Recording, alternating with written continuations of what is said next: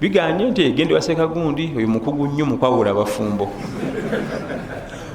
omulimu gwa shehe gutabaganya wakiri nze ngamba nkwata akamotoka kange tulemu babiri nze naawe tugende eri antu ndi batuwakawala tukawowe bulungi nekiro zaffe esatu eza sukaali okate naye nga Allah abimanyi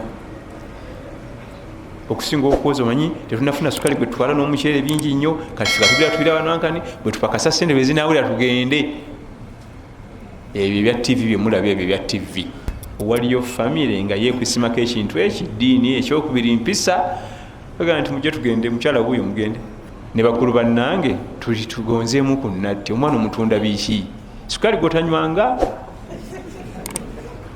naye family ezimu bwe tumanya nti ojja kuwasa muwala awo naffe tugenda okunaabira obwavu bwavu tulumidde emyaka jamaani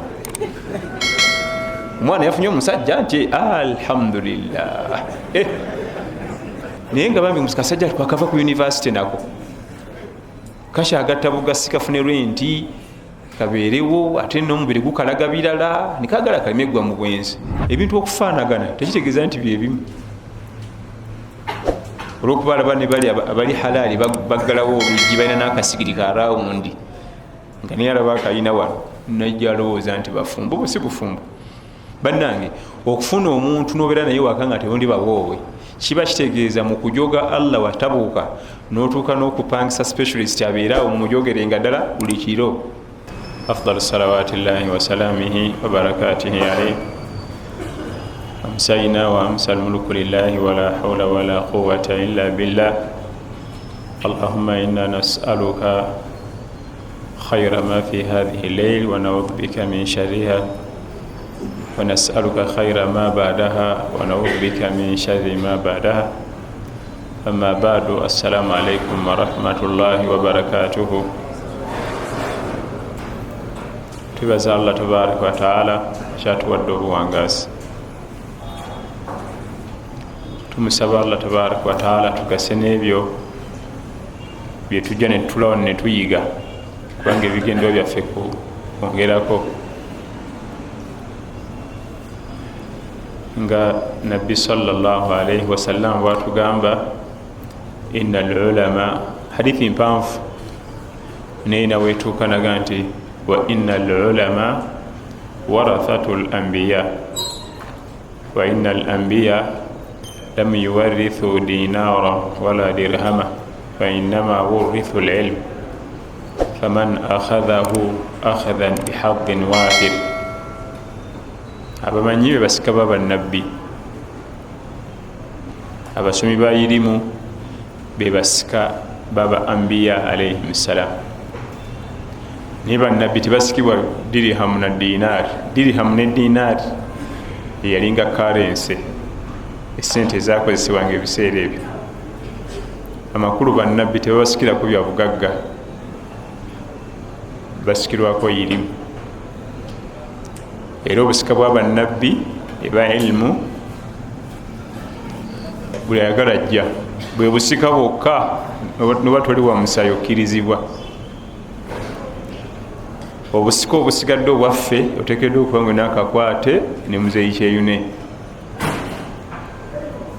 mama woyani nga situkumanyi mu famire awo tofuna niye obusika bw'abannabbi tekuliko ebyo oluggi luggule ate lunene buli ayagala ajja n'asika obugagga bujuda yeirimu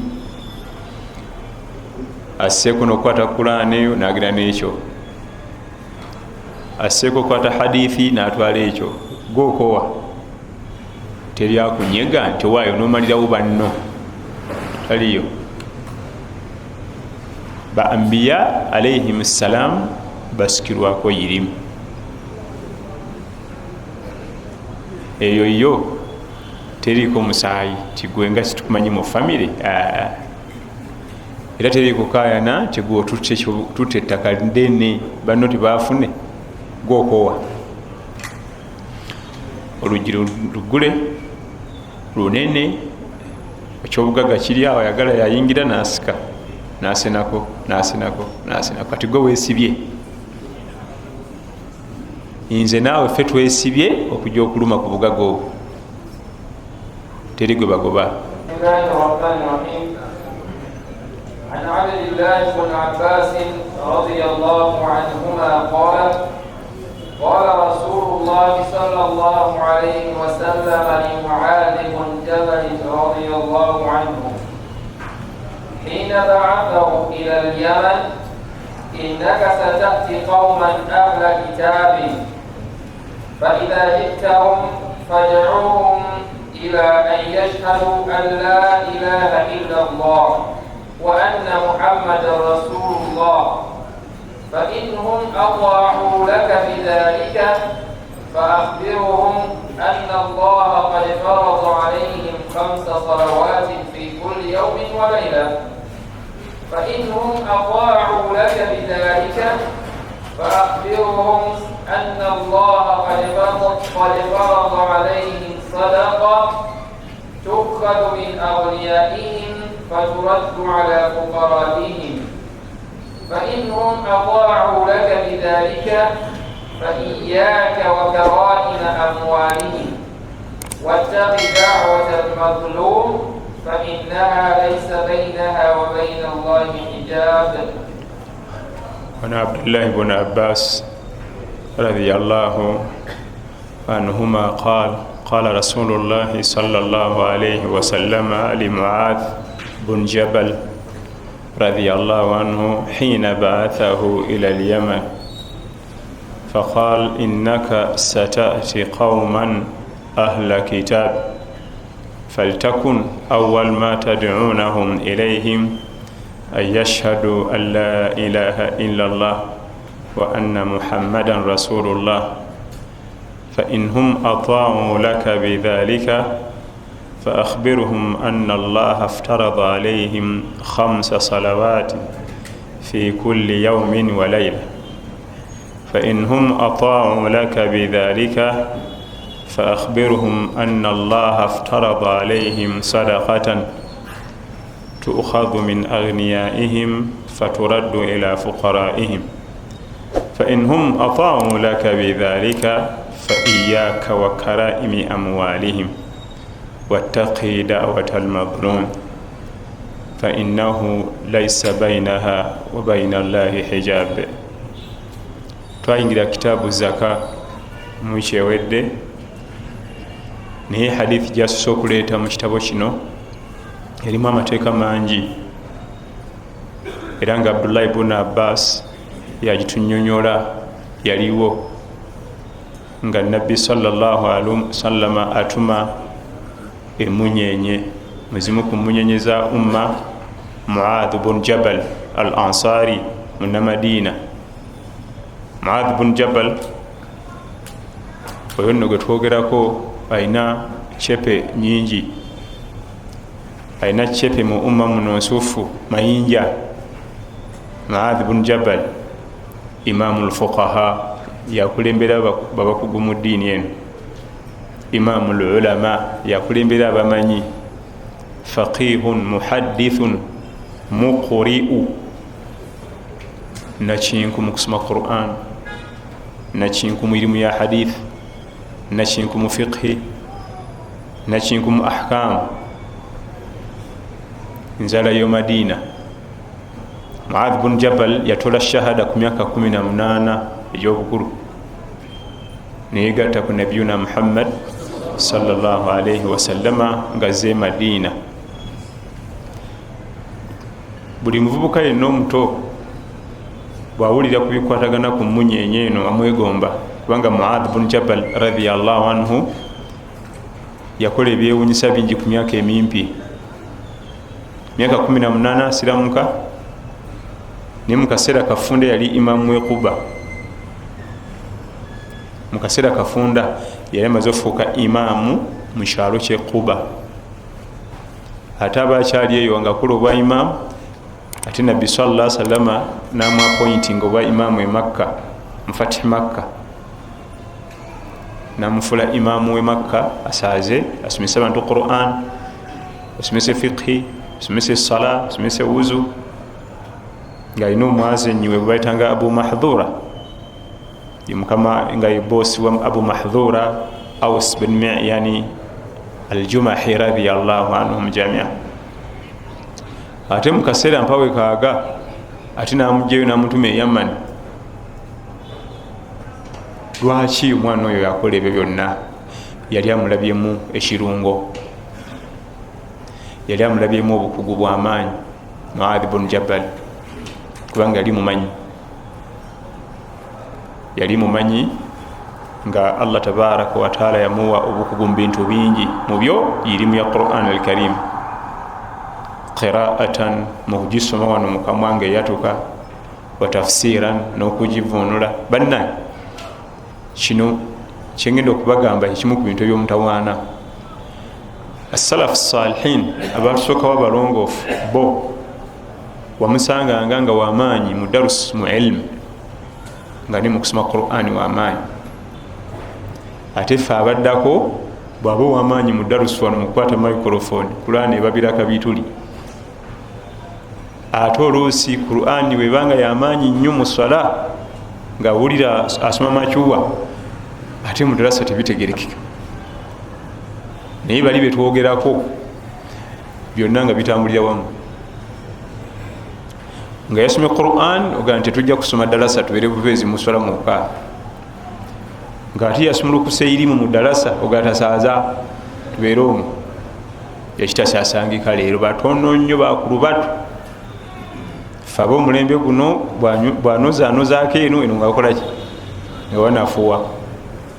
Bwakuba akuba eno ne wanoga, ate naye bw'ati wanoze kiri awera. Kugattira bugattirizi ne tutambulirawo mpola mpola, bw'ati wekya kikolera jamaani, ate be tulinawo. Naye abasajja be twogerako kuti huyu Muadh ibn Jabal muqri'u, baga nti muqri'u aba muzibu nnyo mu kugisoma, mufassir aba nnakinku mu kugivunula, ate nga faqihu okenenula. Fiqhi kitegeeza kenenula amateeka mu aya oba mu hadith. Kubanga hadith soka nitugisoma netugiteekaawo, tandika okukenenulamu amaki, ono yali ategeeza kino, ono yali ategeeza kino. Naye Muadh ibn Jabal radiyallahu anhu era yasemba okulaba ku maaso ga Nabbi sallallahu alaihi wasallama mu feesi nga twakava e Tabuk, nga amutume e Yaman. Yamulinnyiramu ku bigere namugamba nti mutabani genda okole, naye oyinza obutaddayo kundaba. La'allaka tamurru ala qabri, oyinza okuddawo ne bakulaga bulazintaana. Ebyo nga Nabbi sallallahu alaihi wasallam abigamba musajja we Muadh ibn Jabal, amuwerekera asibye akagugu ke kali ku nsolo agenda e Yemen.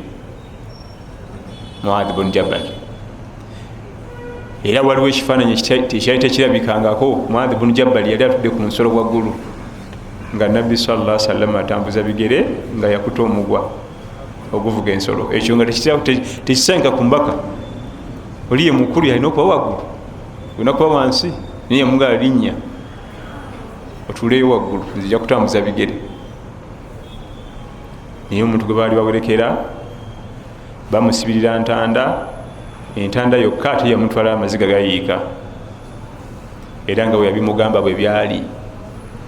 Tiyaddeyo okutundako mu kyenyi kya Nabbi sallallahu alaihi wasallama, n'okumanya obumanya nti Nabbi yafa sallallahu alaihi wasallama kyatwala ebbanga, kuba tebalina nnyo social media kati nga bwe tuli okutambuza amawulire. Yakomawo ku mulembe gwa Umar ibn al-Khattab radiyallahu anhu, amakulu n'ebumba kalinga yafa, yagenda ku mulimu gwa kuweereza umma. Era Umar ibn al-Khattab radiyallahu bamala kumugamba nti waliwo omwana ali Yamani aluddeyo, namuwandiikira sooka okumewo omulimu. Ate yali akadda n'amuleze Damascus, olwaleero wali omundu,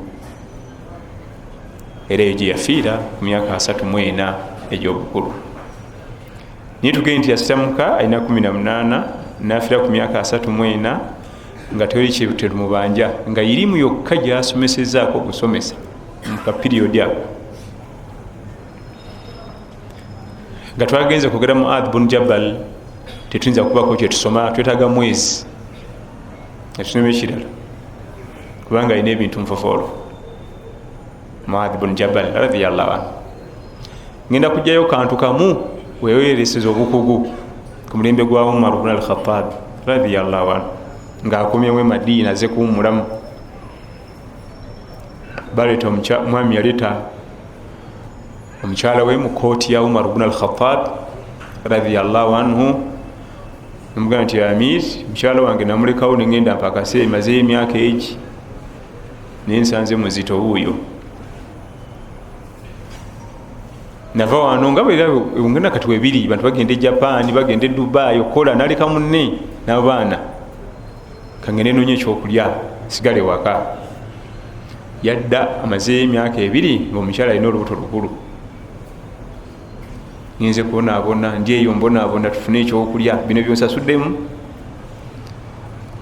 Owekitiibwa Umar ibn al-Khattab radiyallahu anhu abuuza omukyala olubuto lwani nti lwabaze oyo. Kyamaze ebbanga kinga taliwo myaka ebiri. Otegeera bulungi gwe nti ntegeera. Namugamba nti nze omanyi nzisiba na bigambo bingi kimu bibiri nkwata ku kitala. Namugamba nti olubuto lwabaze wange oyo. Naye mu kooti omwo mwalimu emunyenye ya Muadh ibn Jabal radiyallahu anhu nemulisa. Namugamba nti Amir, mbadde nkusaba tukole ekintu eki. Omukyalo yagenda azaala omwana bwamala ekooti eddemu etuule.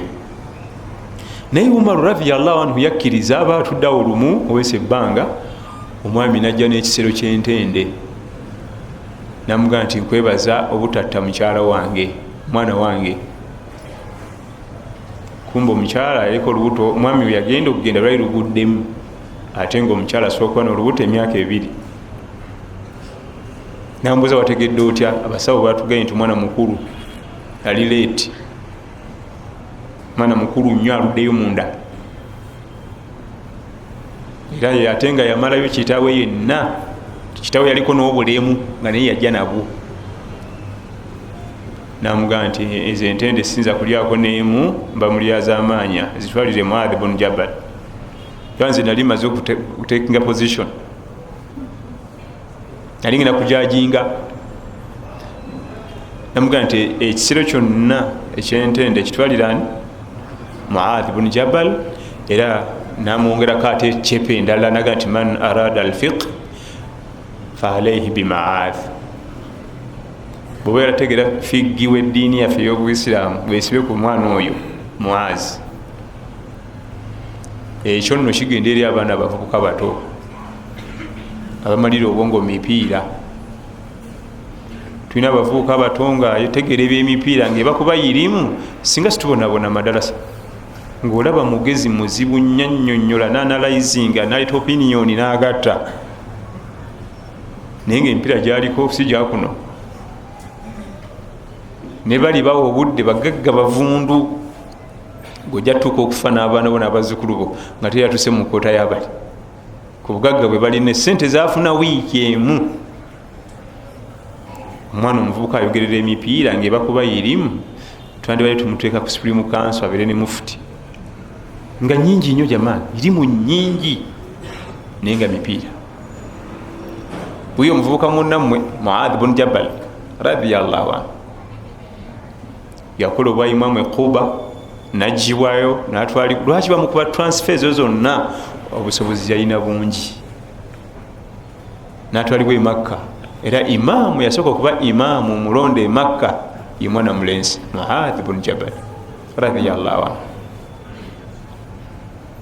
Batunyumiza mu Damascus lumu e Syria, kabaka yali atambula saa za misana n'alengera omuzikiti nga gukwatiridde. N'abuuza bagadi be, aba kiki ekiri awo? Bamugamba nti waliwo omusajja wa Muhammadi. Tebaali basiraamu. Tyono Muhammadi yafa yabeeranga erinankani baga nti nabbi wa Allah, nti waliwo omusajja waali awo asomesa ddiini ya busiraamu. Nagamba muntwalewo. Ne bakyama magulu nnyondo ne bamuleeta. Ate teyatola butozi shahada ng'ebigambo ebiri wali nga ne gwe bivaamu aliko ennuru ya irimu. Allah yakola yirimu, omuntu alina yirimu abako ennuru. Salla tusaasire rabbi. ngera omuntu w'amazambi abaako enzikiza, n'owayirimu abaako ennuulu, omulengera bwoti ng'aliko ennuulu. Kabaka olwatukaliraga nti oyo nti ninga mwana muto oyo azitowa. Abasajja ba Muhammad bakaliba bali kakongoliro, yatulawo katono nnyo eddakiika 3 nnyo ebigambo ne bimusima omutima. Yali atambula agage yaga nti awo waliwo omusajja wa Muhammadi abayogera tebaali basajja basiraamu. Kale kyenva mbaga nti ebikolagana ne Muadh ibn Jabal radiyallahu anhu tebigwa malojjo, tuyinza obyogera netutaddayo okubako kyetusoma okumala emyezi 3-4, naye katumukomyawo osogera noyongera okukola research ku Muadh ibn Jabal radiyallahu anhu warda.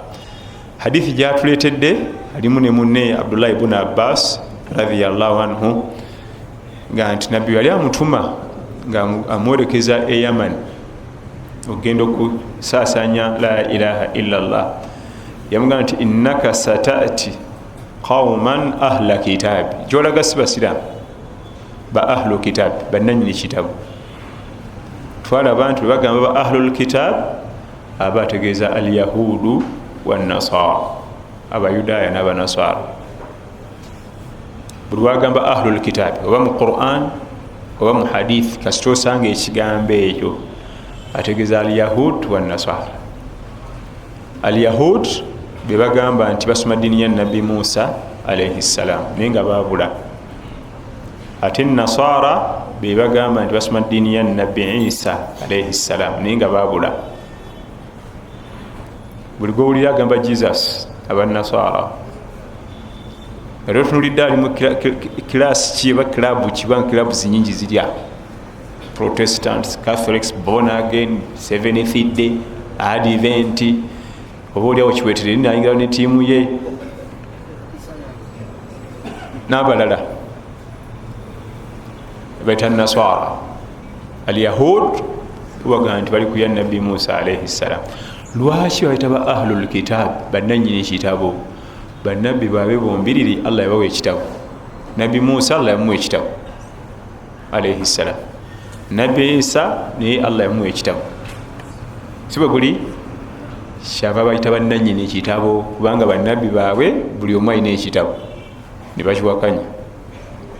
Ya ahlal kitab, abange bannanyini kitabo. Nabbi wamwe Isa alina injiri, nabbi wamwe Musa alina tawrat, ne mwabigana kyava bayita ba ahlu kitab mu Quran ne hadith. Innaka sata'ati qaum ahla kitab, gyolaga abantu ba kitabo amakulu basomi.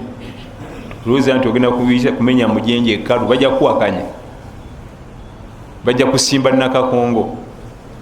Fa idha ji'tahum, bw'oba otuuse gye bali, falitakun awwal ma tad'unahum ilayhi, kyolina okusookera ddala obategeeza shahada kwawula Allah wa anna Muhammadan rasulullah, ne nabi Muhammad sallallahu alaihi wasallam mbaka wa Allah. Yempaji y'obuisiraamu esooka era al aqida ye number 1. Aqida yesookerwako. Tunaye baganda ffe bateekawo ekibiina kita aqida awalan. Kulwaki ba anbiya alayhim salam gye batandikanga nayo. Wa ila adin akhahum huda qala ya qaumi ibudullaha ma lakum min ilahin ghayruh. Ne baadi Allah yabatuma mu Uganda wa nabbi Hud alayhi salam, kiyasooka nakyo aqida. Allah ly'omu temusinza birala. Wa ila madyana akhahum saliha qala ya qaumi ibudullaha ma lakum min ilahin ghayruh. Ne Madyana yabatumira muganda wa Salih, Nabiyullahi Salih alayhi salam, era ne yatandika na kiki aqida kubanga gwe musingi yentandikwa ya buli kimu. Ebirala byonna empaji ezisigadde ne bwe ziterera zitya nga aqida eganyi. Ennaku zino tuli mu kuteekateeka bagenda Makka, bahujjaju baitillahi alharam, emisomo gitambula. Naye oba onoogenda okukola hijja mu byosookerako aqida.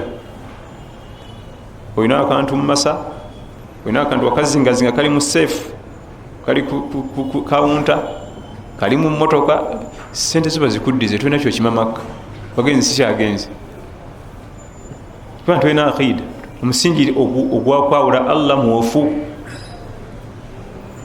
nze mbagambirawo genda ogambe kampani gye wasasula bakuddize ezizo tokwalifayinga kugenda ku nyumba ya Allah hijja ogenda gituuza kuki lwaki okwawula Allah empagi y'obusiraamu esooka anti ziri kwe zituula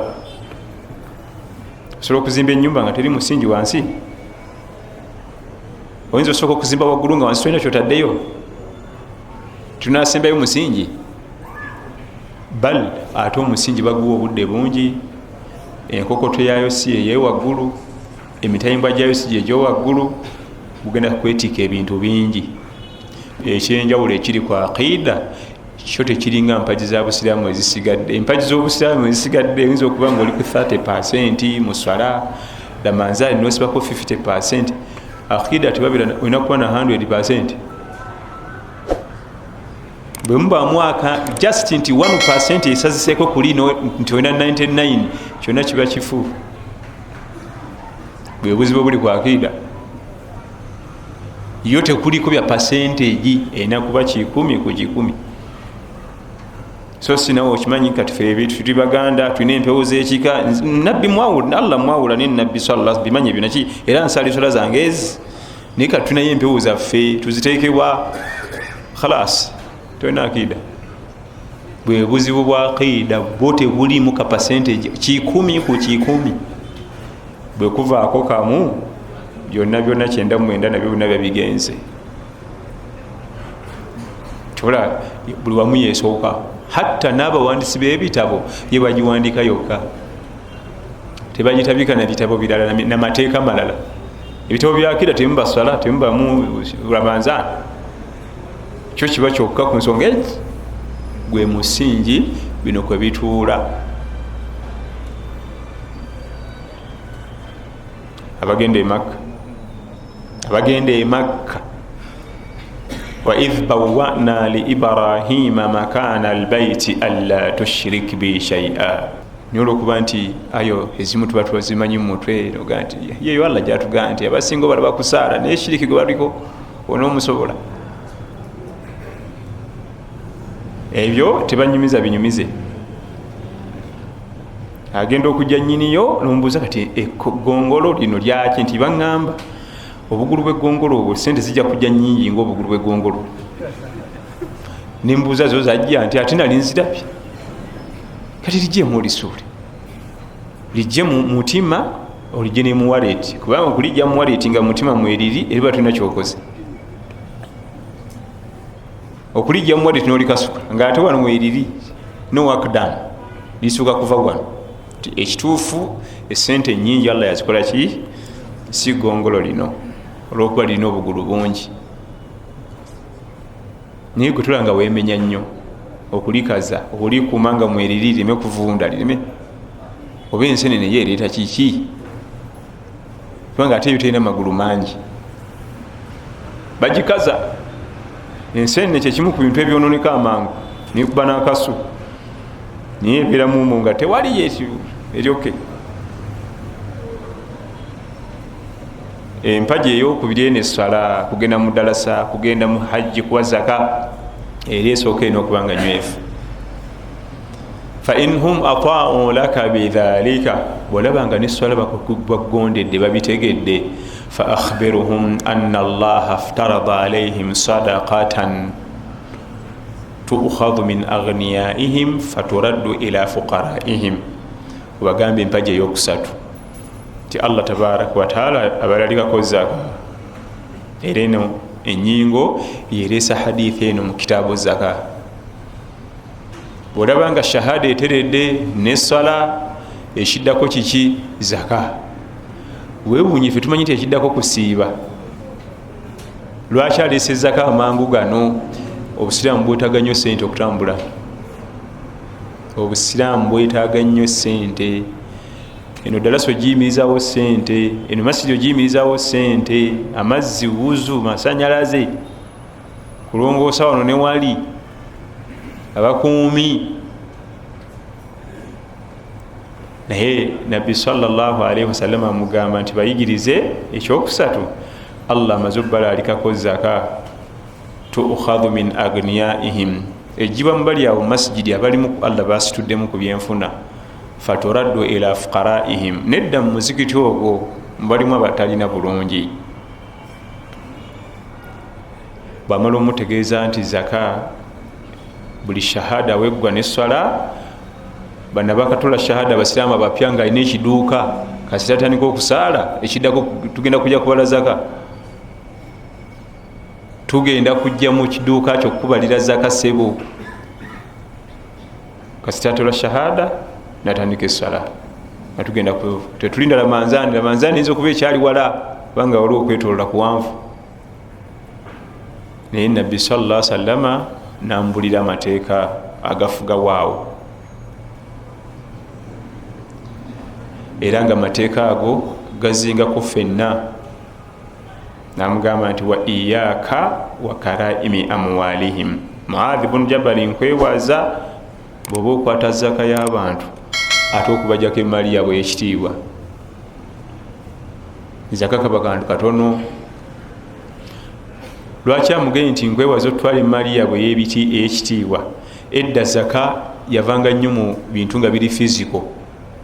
Alunda mbuzi ng'ogyolonda omwo, tolonda munsi ava nnyo. Ayinza okuba naye kwasibidde ngaeyo yeriko ey'olulyo. Tutwala nte maleeto. Iyaka wa karaimi amwalihim, nkwewaza okutwala emaali yaabwe ekitiibwa nga nyini egyo yandibadde naye asinga okwagala. Ate era totwala ate era akakovu, wabula tetenkanya. Olabe nga oli tomunyiga ate ne umma toginyiga. Eyo nno ye baabu ijtihad. Yola baabu ijtihadi obusiraamu bwaleka nzigule. Nabbi teyagigalayo sallallahu alaihi wasallam. Ebbanga lyamala nga agituddemu mukugu wa irimu okutetenkanya okusinzira ku kiri awo. Yali kaguddewo olujja olwo era mu bintu bingi waggule. Kati nga mukunaaza omufu, mukuziika omufu, tunaaza 3, naye ayinza okuba akulidde okunaaza alabye nga mayiti eteredde naga tunaaza 5, n'omusanvu yagukkiriza okusinziira kwakulembedde emikolo kyabalabye sallallahu alaihi wasallam, yamuwa obuyinza obwo. Tuziika musanda 3, tuzinga musanda 3. Naye wali abantu abamu nga emmere yali agyerimira tesobola kuwunira. Emmere yali agyerimira yiye si bino eyaku Kampala tebatuseera. Bayombesa omukyala atunda emmere nti tokosigako lisiga ku sowaani, amakulu nga munene, esande 3 tezimubuniza. Abakulembedde okuzinga aga nti tugenda mu 5, ekyo kikirizibwa. Nabbi sallallahu alaihi wasallam yaliko akitadde. Obanga mayiti omugenzi yafiridde mu mbeera nzibuzibu, muliro, mayiti ngeri complicated nnyo, esande 3 tezimala, oyo aba akulembedde emikolo egikukolebwa ku mufu, obusiraamu bwomulekera olujinga luggule nga tujja muzinga. Naye zirakuba zina kuba za nsuusuuba 3, 5, 7 so si 4, 6 zina kuba za nsuusuuba witiri. Egyo baabu al ijtihad. Naye gwe togikolanga ya masheikha abalina irimu. Ffe bannakunkunya edda ng'ensula y'okumugugu nedda tujja kwonoona ate bwonoonyi. Olowooza nti batugaye ijtihadi nzigule igwe. Naye nabbi sallallahu alaihi wasallam agamba Muadh ibn Jabal ati wa iyaka, nkwewaza okunakuwaza abantu. Era ensonga eyo twagikoonako luli, ekimu ku biremesezza abantu baffe okuwa zaka kyekyo nabbi kyagamba Muadh ibn Jabal. Omuntu alina edduuka lyonna lijjudde $5,000,000, oli amuga nti ogenda kuwa zaka $2,000,000, ekitasoboka wadde n'olunaku n'olwo mu shariya. Kati musajja atundiramu kapito we bamugye mu $2,000,000, alabe bizinesi egenda kugwa ng'omulemesa okuwa zaka. Wa iyaka iyaka wa karaimi amwalihim, nkwewaza okutwala emaali y'abantu bano, nkwewaza amakulu wegendereze ngaotwala zakatul maali, si kulanga onakuwaza ate nyini kuwa zaka. Era nga tulabye ndabyeko ku bantu bangi nga yali yalimwa dde okuwa zaka olwabala, ate gogenda omubadya ti bulijjo keeko nti nalinze simanyi, singa n'egyo gyonna emyaka mpa, singa egyo gyonna emyaka nkolaki mpa. Wattaqi da'wata almadhlum, wattaqi da'wata almadhlum, kwewaza era otyanganye eddwa y'omuntu alyazamanyiziddwa, otyanganye eddwa y'omuntu alyazamanyiziddwa. Ekyewuunyisa nga totunulidde bwononefu bwe, totunulidde bunafu bwe muswala, hatta nga totunulidde na ddiini gyasoma, kasita alyazamanyizibwa naga nti nkutaddeyo ewooyo atalyazamanya akunkolereko, n'okukwata ne buli baddi kabe nga tasoma la ilaha illallah neno lyazamanya haqi ye. Ezimu ku ddwa ezitasaaga yeddwa y'omuntu ng'omulyazamanyiza haqi ye, wadde takutamako ku musalo n'olunaku n'olwo, neeyo haqi si yiyo, tolina giryazamanya. Teyagamba nti wattaqi da'wata almadhlumu almuslim, otyanganye eddwa y'omuntu alyazamanyiziddwa omusiraamu. Eddwa y'omuntu alyazamanyiziddwa yenna, kabe mwononefu kabe lujuuju. Hatta abamanya bamu bagamba niwagamba nti Bikira Maria tye nkwatira ku gundi oyo ndyazamanyiza, Allah ajanukula. Tajanukula kusiima nti oli asaba Bikira Maria, ajanukula kubanga tayagala buli azamanya, takulagana buli azamanya.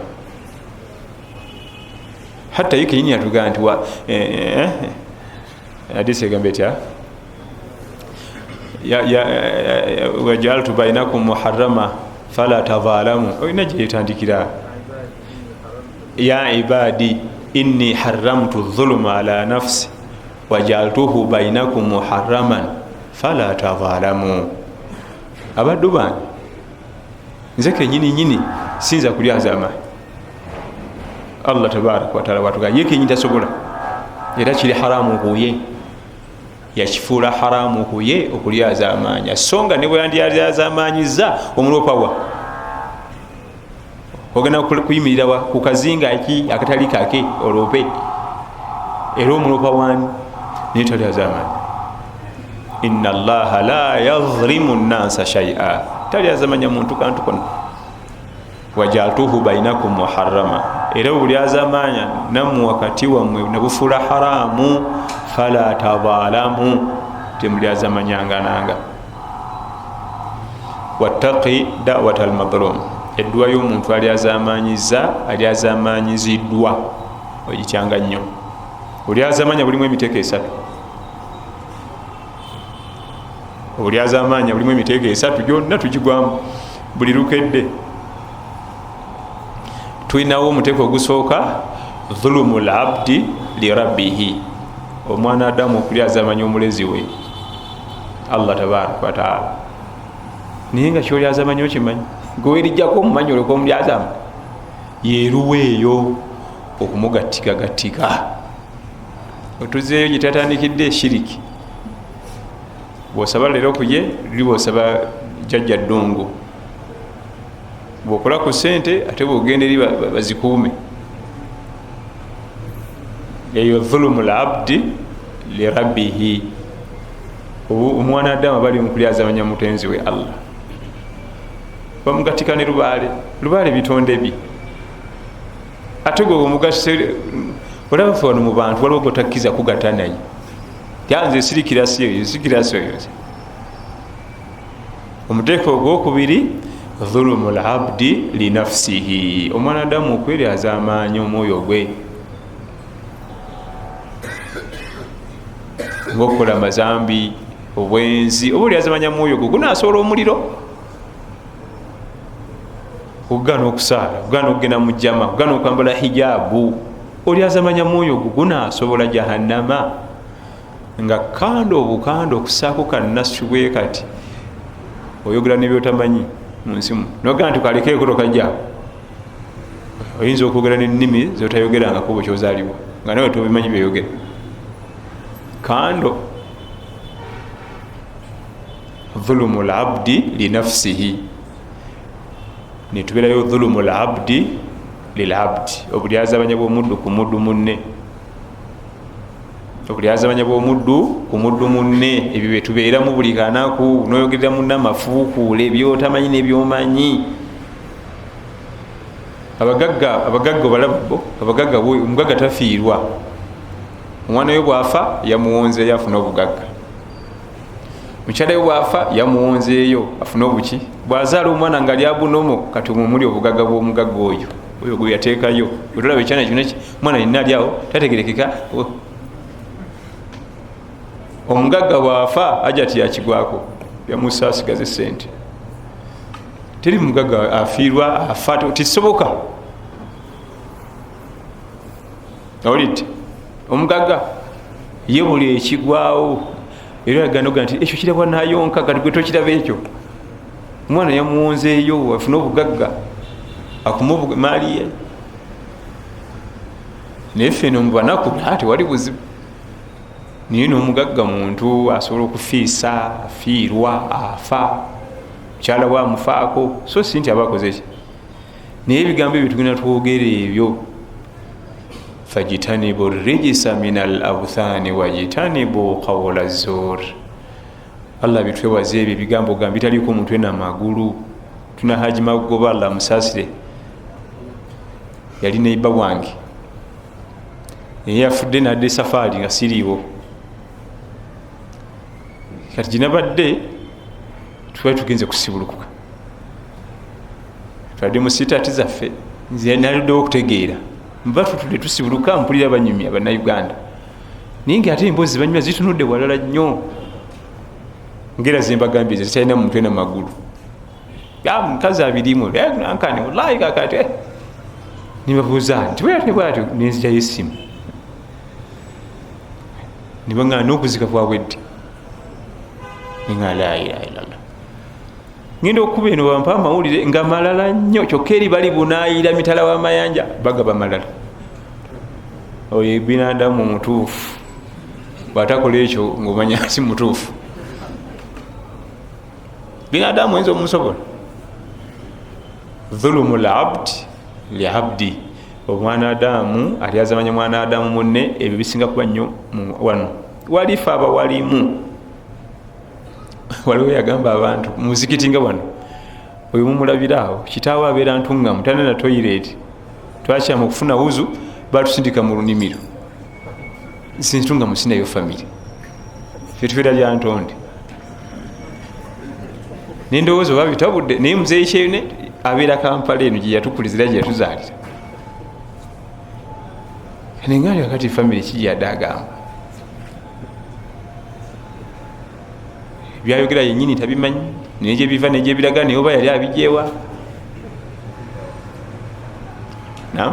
oyo obwo bulyazamanya buli nnyo omwo obimwogerako yauma alqiyama ogenda bisasula kubanga oli mukulyazama eyo gyonna emiteeko gya naye wattaqi dawata almadhlum edduwa yoyo gwoyogeddeko ebyo nga yagize bwati nanjogerako bwati ne bwati allah wange mukwasizza fa innahu laisa bainaha wa baina allahi hijab nabbi nawe ensonga lwaki olina okutyanya edduwa eyo terina jiji wakati waayo ne allah ezimu ku dduwa ezanukulirwawo there and then yedduwa y'omuntu ngaomulyazamanyiza eyo teriko na road block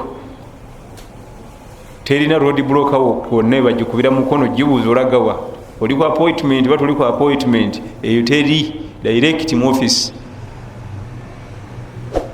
yagitwewaza nnyo amakulu nga atwewaza obulyaza amaanyi edduwa zigenda tukwata abantu bali mu business yali y'amaanyi business neegwa oluusi dduwa z'abantu abo balyazamanyiza abantu oluusi yali successful mu byakola kakana tebikyatambula oluusi dduwa z'abantu abo bazaalira z'amaanya ate nno oluusi amulyaza manya nga alaba nga bisaati yagenda kunkolakyo tayinza agenda ku poliisi gwena balooya gwe yeta balooya bo tugende mu kooti tulabe naye nga gwasaba balooya sente zanawa balooya agenda zijja musajja wali waliyo looya atamanya abo tekawe buteesi bwati ai allah wange omwami oyo batu banayisirizaako mu kukwasizza eyo edduwa endala zonna zisanga road block ezimu ne bazikuba ne zidda nayo tolina appointment eyo tebuzibwa ate zigenda zisiŋŋana kategezeeve womuzadde ate ebako ne zisaluti eyo ngevudde wa maama eve wa taata eyo gwe omulyaza amanyiza ate ye mukaddewo ye muzaddewo oliti baana bange duniya nekwewunyisa nalabako omuvubuka ava mu famire enjavu yajegaana nafuna eyabagagga najegaana mbuti bamanye manyi bano kubanga mbwe muswaza ogipresentingayo taata maama ayogerayo bano paka twamugamba nti era nga talina kyayinza kukola wadde ofuna eza rent naye nga afuna sente nyingi sulasula reception mu bibox nesonseka mu meeza wansi eno twamugamba nti olunaku lwolidda mbakadde bali nobeetondera jafuuka wavunanyizibwa naye bino tolina gyolaga eryazamanya bakadde wejjako otya bakadde wadde banaku batya balema kiki abo allah beyakuwa bebabo allah natusasira oluvanyuma nabitegeera naddayo bagenda okuyita emyaka 2 nga muntu wabuvunanyizibwa kyokka nga n'omusala tegweyongedde gumu gwe yali afuna wattaqi da'wata almadhlum wa min sharri ghasiqin idha waqabaye allah ntaasa obubi bwe bafube abasibe ebifundiku ekiro nga bikutte amakulu abalogo mukazikizo omwo babeetala abanabira mu masitenseni kiro abeyambulira ebizibu nankani kiro ibada ezisinga obungi mu sunna kiro ibada ezisinga obungi mu faradha kiro n'amazambi kati obudde obwekiro tebwenkanika kakati ate fe abagala okukola ibada ate obudde bwekiro bwonna katuba mu kaliri akaliri akabugumo kakkane tufiirwa ibada naye nga zonna ezisinga ziriwo ddi faradha neza sunna ekiro kyatolako nyingi nam فإنهم أطاعوا لك بذلك فأخبرهم أن الله قد فرض عليهم صدقة تؤخذ من أغنيائهم فترد على فقرائهم tu'khadhu min aghniyaihim wa turaddu ila fuqaraihim obujulizi bulaga zakati eva ku kitundu bwegiba wano enakasiro mu basiraamu eredda wano mbanakuba wano bage tu'khadhu min aghniyaihim egiba mbagaga abalyawo wa turaddu neziwaawo ila fuqaraihim okujjako kikirizibwa ngaabaweddewo kati nga bwogenda mu nsi z'abawarabu bagaba zaka nekuŋŋanira mu kitongole nga teri bagitwala kwe kugiweereza eno mu Afirika kubanga n'abandi badde bagitwala eri ate bajagala anigwa wa zaka ebyo ebikyafu zonabire mu nze ssebo kati okkakkana zofana gye sente zolaba wano naki eri nga terina gyekolaki gyeraga naye wane waffe ekisinga obulungi edde ku kyalaawo ennyini weevudde kubanga weebali bwe tuba tufunuma emizikiti ku jjuma tusanga abanaku batudde ku miryango egyo ku masigiri awo batudde naye ke kabonero akalaga nti mu muzikiti muno mulimu abaganidde zaka singa bagiyita bulungi abo tebatuulawo awo abali mu masigiri eno muganidde zaka yaffe fe katuule wano tugibasabe naye singa tugiyita bulungi wano naye tuka ku bantu abo ani addawo tutuulawo awo kubanga ono aba alina akaduuka ke ono alina wakubira capati ze ono alina watundira amanda ng'ate akima kyabo alina bakasitoma be tugigaanira buli olaba batudde ku mulyango gw'omuzikiti baba bazegamba abali omwo nti mweke nnyini mwagana okuta zakaatul maali yaffe mwe mutubonyabonya. Allah yakola zakaatul maali bwefuluma obulungi abo bavaawo, naye oluusi efuluma bulungi wetuukidde negendegwa mu ziroodi bulooko ez'omutawaana kuliko bareedi toopu bokka bakambwe nnyo nekomaawo kyokka nga eri ebadde kozeki evuddeyo bulungi. kati nabwo nekyo kirwadde kirala kiryawo kyamaanyi, bwogezaako tereeza eri ate wano wafa, kati ne wano wewafa nga watteeri ega nti nange sikyaddayo giwa tetuuka gyeraga. ebyo byonna byonna bikyali ebirwadde byaffe wano byamaanyi ddala ebitagambika. Naam. فإنهم أطاعوا لك بذلك فإياك وكرائم أموالهم. نعم. واتق دعوة المظلوم فإنها ليس بينها وبين الله حجاب. وبارك الله فيكم وجزاكم الله خير.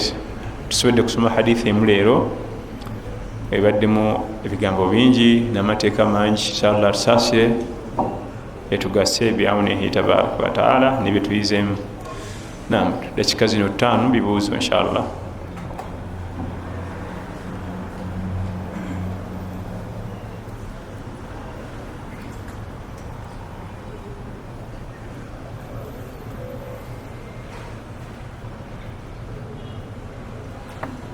ما في أسئلة ولا إيه؟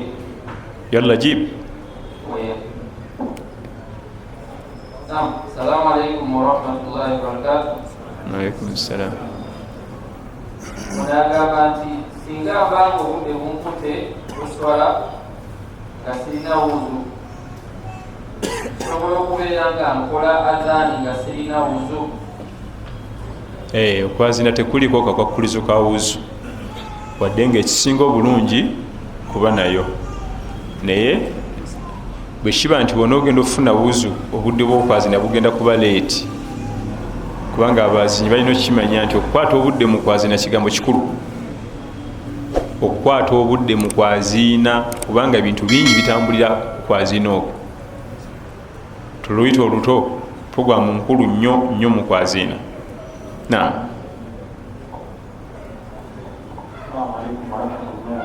Wa alaikum salaam wa barakatuh.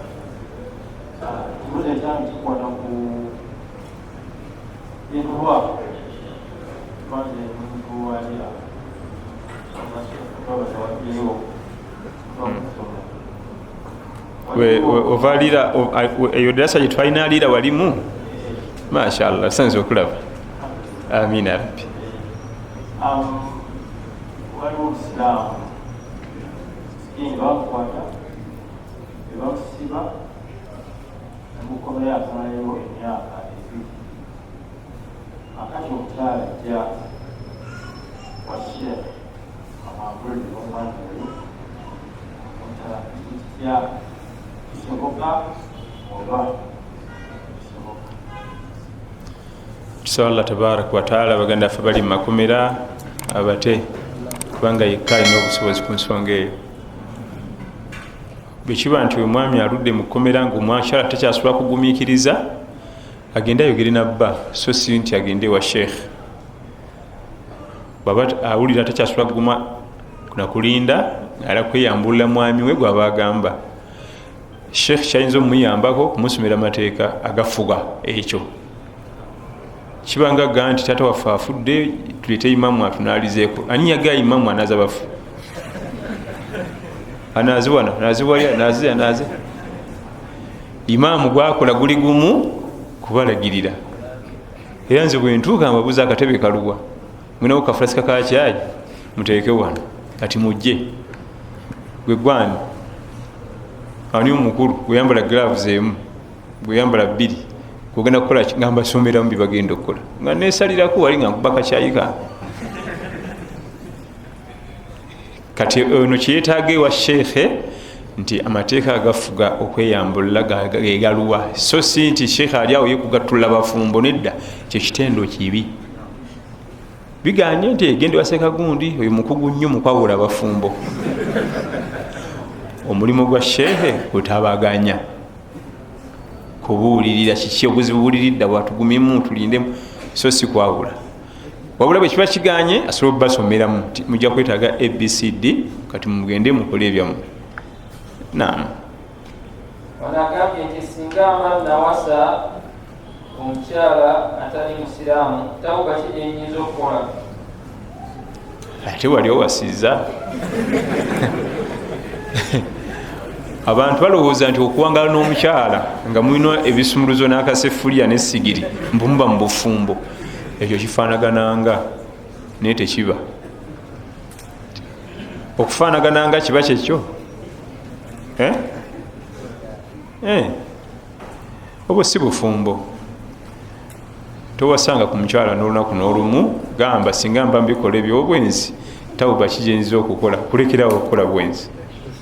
Mwawukane n'omuntu oyo, hatta oba musiraamu oba si musiraamu nga temuli bawoowe kyekimu. Abamu olw'okuba alina hafiswa nga ye Imurani si bawoowe, alooza mbu ekiri kaleko byebimu n'okulira ne Maguleti, kubanga we muli awo si watuufu era talina na bwakuyita. Waliwo omuvubuka yajja wange ku subuhi ku makya kaaba amaziga, imaamu omukazi nja kumutta tikiki, akumyewo nga bukya nembuuza ovaawa nambuuza ombuuza ngaani, nemugaa nti lwaki tomuzeemu nti nkubuuza nga balo tya nti ansa sigirina. Nemugaa lwaki ate bali batuwooye, kati nembuuza so njagazaaki, gwe kenyini toli musajja kimala kati obuuza waki byakola ewuwo adde agenza ebikolako na walala, kati obuuza waki. Naye nga nvuuka olabira ddala li stress, maziga gamuyitamu nti ekibuuzo kinnakuwazza nnyo kyambuuzizza kirwa, ombuuza ngaani. Nange ne mugamba nti naye kenyini adde alina obuyinza okikubuuza tuwina ansa. Tuyinza mugamba nti nkubuuza nga balo owaddi ewaffe ani akumanyi. Kati byakola wano ewuwo olwo n'abalwadde bamupangisiza agenda yebakolere, kati kaliira bwoba olina emirembe tuulaawo era olinde. Ddayo seetinge ofuuka omusajja, bw'alidde omubuuze nkubuuza nga balo awo ojja kuba musajja. Era osanga omuvubuka imaamu nkunoonya amaka gage ngatabuse imaamu olutula nti muli bawoowe ti naye nagenda okuzika kitawe nandaba. Bagambirawo mwimuke mugende. Kati tunatereeza tutya waggulu ng'omusingi mufu. Kati bufumbo bulwa bututereeza awo.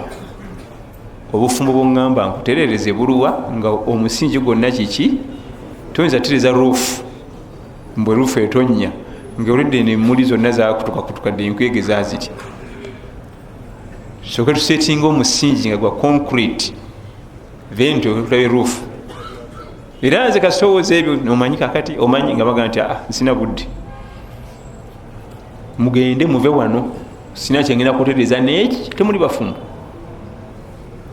Abalala balowooza nti olwokuba alina musiraamu ku musiraamu wadde si bawoowe mbu kiri kalekaleko byebimu n'oli alina Maguleti bifaanagana n'oli Amina ali wa Peter byebimu, kubanga awo tewaliwo bufumbo. Ebintu okufaanagana tekitegeeza nti byebimu. Olwokuba alaba ne bali abali halaali baggalawo oluggi balina n'akasigiri ka rawundi nga naye alaba akayina wano najja alowooza nti bafumbo, bwe si bufumbo. Lwaki olemererwa okuba nti obufumbo bwe buli gyesitalinga ewa Allah ate n'oli gyesitalinga wa shaitan? Ofubanga nnyo okulaba nti obufumbo bwo buli gyesitadde maaso ga Allah.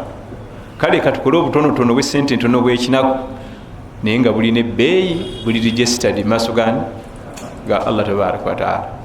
Bannange, okufuna omuntu n'obeera naye waka nga temundi bawoowe kiba kitegeeza mu kujoga Allah watabuuka n'otuuka n'okupangisa specialist abeerawo mumujogerenga ddala buli kiro. Kyo kitegeeza nkoyo omujoga obw'olumu kati kandeeta ono abeere wano tumujogerenga ddala leero kyanaatukola munjogere endala. Kyo kitegeeza kati kankujogere ddala bulungi. Ebigambo mbitegera baana bano wakiri nze ngamba nkwata akamotoka kange tulemu babiri nze naawe tugende eri Anthony batuwa akawala tukawowe bulungi nekiro zaffe 3 eza sukaali okate naye nga Allah abimanyi okusinga okwoza omanyi tetunafuna sukaali gwe tutwala n'omuceere bingi nnyo kati fika tugera tubira banankani bwe tupakasa sente bwe zinaawulira tugende. Ebyo bya TV bye mulabye ebyo bya TV balese dunia y'ebintu balese fuso y'ebintu mbayamala kusooka kukola wezeezo waliyo family nga yekwisimako ekintu ekiddiini ekyokubiri mpisa bagamba nti mujje tugende mukyala buyo mugende. Waliyo ne family ezimu nga zikugaa nti fe okujja wano olete sukaali n'omuceere nga muvudde mu bupangisa bwe mumalanga okuva mu bupangisa fe tugenda bawowa mugende bwe muliva mu bupangisa nga musula mu yammwe nga ennyumba ewedde buli kimu nga mutuleetera ebyo wano ne bakulu bannange tuli tugonzeemu ku nnatti omwana omutunda biki sukaali gotanywanga akanyama tuludde ennyama tetumanyi oba zitwera mmeka. Omuvubuka obwo mwesiimye empisa ze n'eddiini ye gonza. Sheikh Muhammad Sekadde tumusabira Allah amutukuumire gwe nali ndabyeko ku baali bagonzezza n'asala ne layini nadda eri mu kugonza yabuuza ogenda kundeetera saagala wadde semuleeta wadde naakusaagala naye nga amaze kwetooloola naye bw'aba akumaze okusiima nti sirina kyenneetaaga bwe munaabireeta nja bitika ku motoka zammwe mubizeeyo tumanyi ffe tuli baganda tetugirawo nti kale nze bagambye mumugeze mubireete ojja kulaba tujja biteeka ku motoka zammwe mugenda kundeetera ki kyesirini si kubajooga si kubajokola naye nze omutabani musiimye ajje muzaalewa full ziyandibadde ateekamu ebyo byonna byonaleete azirabiremu mukyala we naye famire ezimu bwe tumanya nti ojja kuwasa muwala awo naffe tugenda okunaabira obwavu bwavu tulumidde emyaka jamaani omwana yafunye omusajja nti alhamdulillah muntu kanabeko naye nga bambi musikasajja twakava ku university nako kakyagatta bugasi kafune renti kabeerewo ate n'omubiri gukalaga birala nikagala kalimeggwa mu bwenzi. Bazadde bannange betuli nabo wa nam ye nabbi atugamba sallallahu alaihi wasallam idha ja'akum man tardawna dinahu wa khulqahu fazawiyo tunulire dini na mpisa obisiima bibireke yamba kona bayamba ate tukenenula akavubuka ako tukakama buli kantu omanyi okukamula olugwe ne tuka n'okuyulika ng'amazzi gaweddemu kyetukola omuvubuka ajje waffe ekimu omukyala kukamulira ddala natasigazaamu kantu olwo lugero lufu terukola awo